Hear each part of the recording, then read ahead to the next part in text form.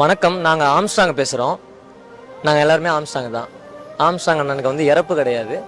இங்கே இருக்கிற ஒவ்வொருத்தருமே ஆம்ஸ்டாங் தான். அவரும் ஆம்ஸ்டாங் தான், இவங்களும் ஆம்ஸ்டாங் தான், நாங்கள் எல்லாருமே ஆம்ஸ்டாங் தான். கொள்கைக்கு வந்து அழிவே கிடையாது. கத்தியோ இல்லை ரவுடிசமோ இல்லை அருவாலோ ஒரு உடம்பை வேணால் சதைக்கலாம், ஒரு உயிரை வேணால் அடைக்கலாம். கருத்தியலுக்கும் கத்திக்கும் சம்மந்தமே கிடையாது. ஒரு கத்தியால் ஒரு கருத்தியலை வந்து அழிக்கவே முடியாது. ஆம்ஸ்டாங் அண்ணன்றது வந்து ஒரு கருத்தியல்.